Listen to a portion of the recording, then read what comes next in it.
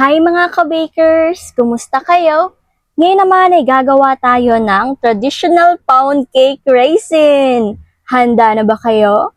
Ang mga kailangan natin ay butter 100 grams, asukal 1 cup, baking powder 2 teaspoon, all-purpose flour 300 grams, salt 1 teaspoon, fresh milk 1/2 cup, itlog 3 piraso, vanilla flavor 2 teaspoon, red wine 1 tablespoon at raisin 200 grams.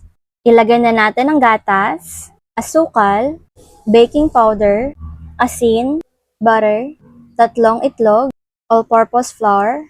Haluin muna natin ito para matunaw ang ating asin at asukal.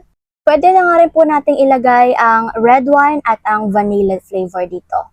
Pag nailagay na po ang mga ito ay atin na po ulit itong haluin para po magsama-sama na po ang mga sangkap na ating inilagay dito.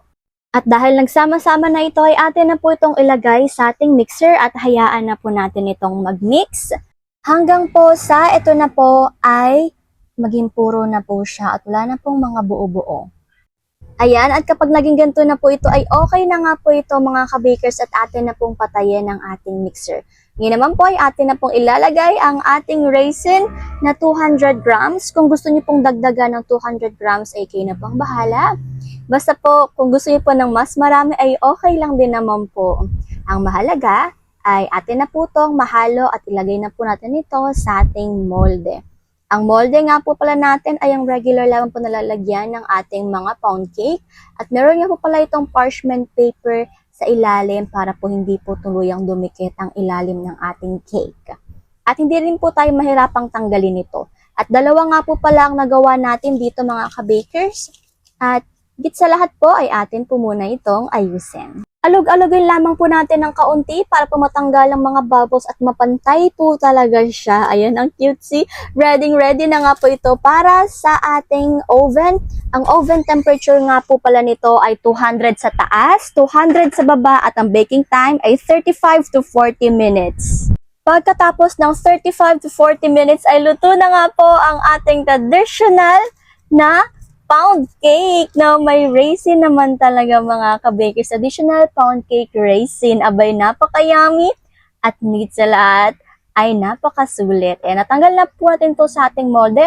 Madali lang naman po ang pagtatanggal nito at ang atin lang pong gagawin ay kukuha tayo nating bread knife para po anahin sa gilid at itaktak na po natin. Alrighty? Napaka-cute at ang ganda naman po talaga ito mga ka-bakers. Uy, napaka-yummy. Matigit sa lahat ay talaga naman patok po. Siyempre, atin na po muna itong hatiin. Hati-hati check po muna tayo. Ang gagawin nga po pala natin dito mga ka-bakers ay 4 na hati po. Pero kung gusto niyo pong gawing 5 or 6, kayo na po ang bahala. Kung ito po yung ating ipangre-regalo, abay why not naman po. Pero kung ito po yung ating ipangre-negosyo, wag po natin kalimutan na, siyempre kailangan natin ditong kumita. Maibalik ang ating puhunan at kumita pa. Dahil yun naman talaga kung bakit tayo nagnenegosyo para kumita at para may ma-provide tayo sa ating pamilya.